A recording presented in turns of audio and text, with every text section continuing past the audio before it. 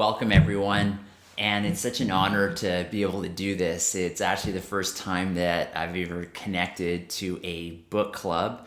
So, welcome and thank you for reading Beyond Body, Beyond Mind.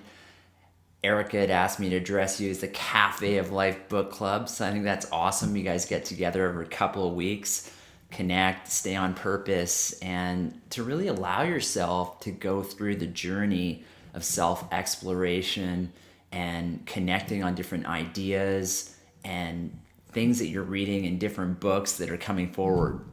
So I just want to introduce myself. You guys are reading the book, so you do know a little bit about me, my past, some of the things I've been through, and the culmination of creating this guy here, Beyond Body, Beyond Mind.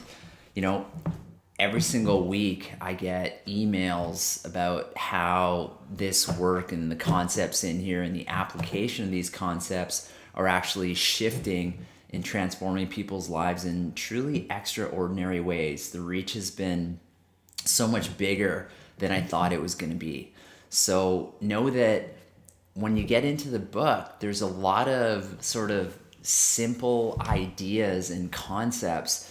And I didn't arrive at that place initially with great ease. I have some great friends in the publishing industry, people who have been New York Times best-selling authors. So I had a lot of guidance and a lot of support, which I believe we all need in all our directions of life, whether it's our health, our well-being, to publish a book, to touch people's hearts and minds. And when I initially wrote the book, I was coming very much from exploratory scientific place. And the challenge with that was that it was written for somebody who had a PhD in physics. So when you picked it up, one, it was boring. Two, it was dry. It had no heart. It had no emotion, but had all these crazy cool concepts. You know, with me, 20 years ago when I began this journey, 21 years ago now when I began this journey, it was actually a very selfish journey. It was about me trying to improve and better who I was as a human being. How can I step out of the veils of my reality? And I painted a picture of what I was raised in and some of the experiences that I had, but I strategically didn't talk about a lot of those experiences because I didn't feel that they were going to serve the reader. And I also felt that it was kind of taking a step in the Hollywood direction and really getting into drama. I will say that a lot of the experiences I have will rival most Hollywood thrillers and dramas. I experienced a lot first 20 years of my life. Things that people only watch on the big screen and even beyond that.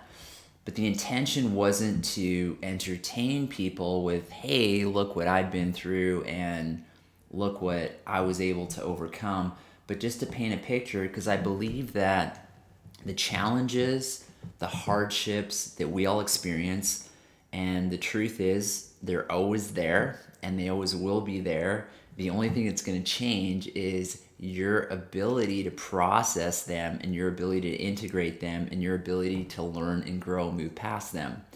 I want to bring attention to what I wrote here in the dedication of this book, and I actually want to read it. I don't know if you've had the chance to actually look at that point in the early few pages, but I wrote, I dedicate this book to the true gifts of life that are disguised as challenge and hardship. You are the catalyst that drives us to live beyond the veils of domestication and discover that special something that lives within all of us.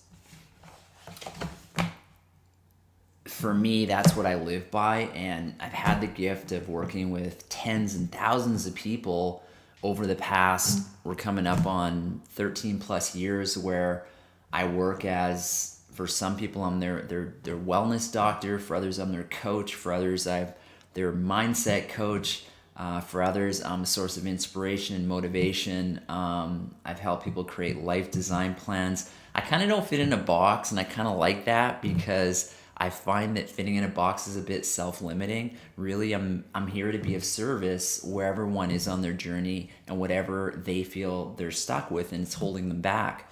And so the biggest take home that I'll say from this book and bring this message to the world, and what motivated me to really do that so good people like yourselves and the Cafe of Life book club could read it and come together and learn and grow as one, is over the 21 years that I've been learning from so many different disciplines and reading thousands of books and being through personal experiential programs, which were very much to improve my health and my well-being and my quality of life and my ability to create abundance in my life.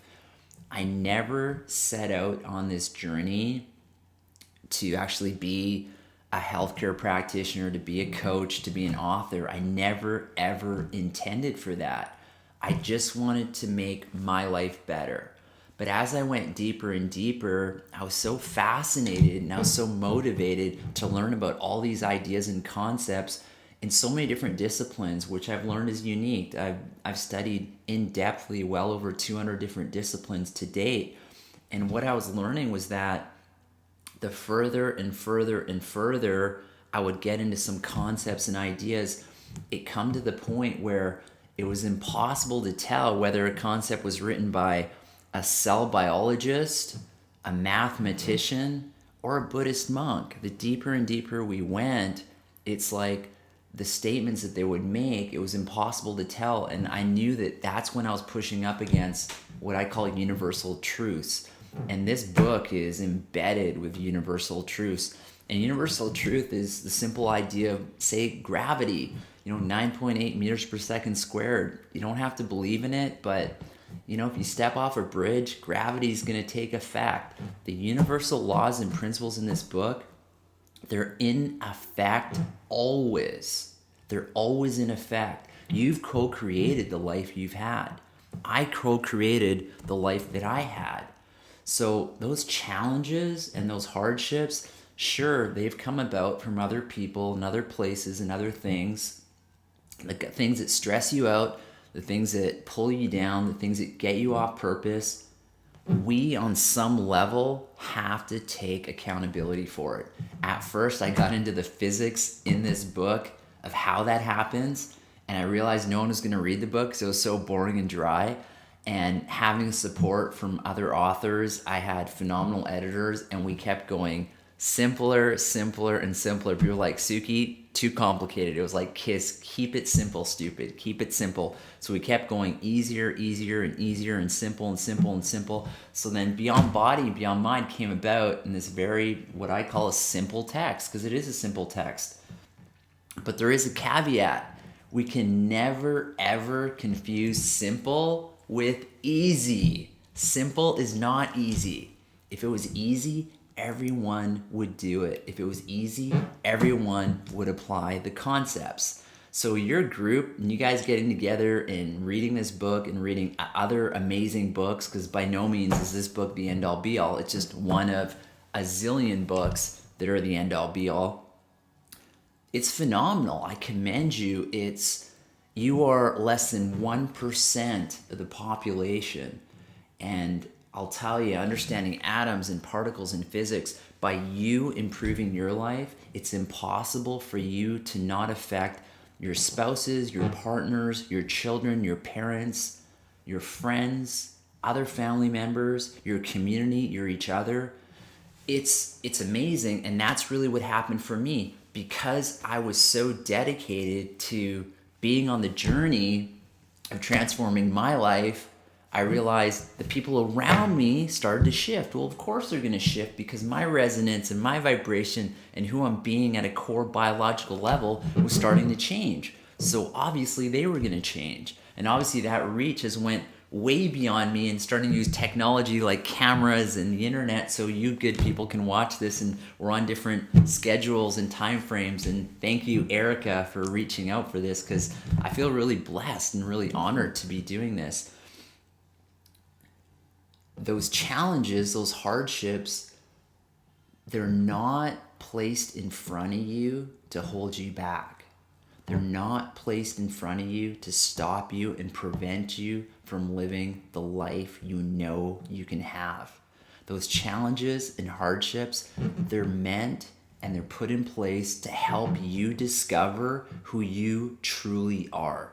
And I'm living proof of that. The challenges and hardships I went through forced me, they were the motivator, they were the driving force that pushed me to get to know myself. And that's my definition of spirituality. Spirituality is an organized attempt to get to know yourself. Just opening that door. Who the heck am I? When you look in the mirror, who is this guy, Sukhi? What's he about? What's he doing? What's he supposed to do? And the deeper I delved into that, the deeper and deeper I delved into being of service and being of service of other people. And I truly know in my heart, each and every single human being, we're meant to be of service to one another. That's why we're here. You see, I talk about people and I talk about the 50 trillion cells in your human body make up you and the beautiful being that you are, physically, mentally, emotionally, and spiritually. Well, I also believe that every single human on planet Earth is like a single cell contributing to the organism that is humanity. So I have a role because I'm one little cell in that organism, humanity, and each and every one of you are one of those cells too.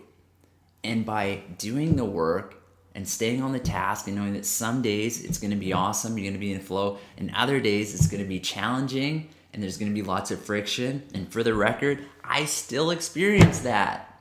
And that's why my understanding of that plane of duality, which you're going to get later on in the book, is that the highs and lows get smaller and smaller as you vertically increase your vibration and your level of consciousness. Because I'm like, I keep doing all this work, yet there's times I still feel down, times I still feel up, but I notice the swings are much smaller.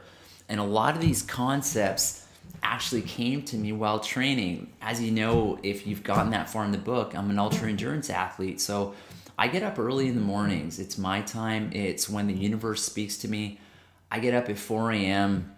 I usually train for 3-4 hours in the morning before my days start. My wife and my new child that's 15 weeks old are still sleeping, and I get up the same time that they get up. Sorry, I get home the same time that they get up. And during that time, the universe is very quiet and the sun's just coming up. And so many of these concepts, I actually spoke into a recorder, and I had papers everywhere in my office and notes everywhere in my office. And over time and over months, I was able to formulate these into ideas and bring them together and to package it in a way that people like yourself can understand. And I hope that's what it's doing for you. I hope that it's understandable, and I hope it's simple, and I hope you'll go through it and read the book, and I hope that you'll come back to the book and begin to work through some of the processes at the end of each chapter, because they're simple, but when you engage in the practice of those processes, they're so powerful and they're so transformational. They're some of the most transformational practices I've ever used in my life. And I've been seeking self-help gurus, personal growth and development people for the past 21 years, doing live programs, reading books, online seminars, you name it, and I still do that. And it's a constant journey. So I want to thank you for reading the book. I want to thank you for getting together every Thursday or every couple Thursdays a month and connecting and improving your life and contributing to humanity in that way. Feel free to drop me an email anytime. I would absolutely love to hear from you, and I really mean that. I would love to hear from you. You can send an email to info@drsukhi.com. If you have any questions, anything really, just reach out, and somehow in my schedule I will reach back out to you. So thank you so much. Thank you, Erica, for the Cafe of Life book club. Thank you for getting together. Thank you for having my book be a part of your journey, and we will chat soon. Be well, everyone.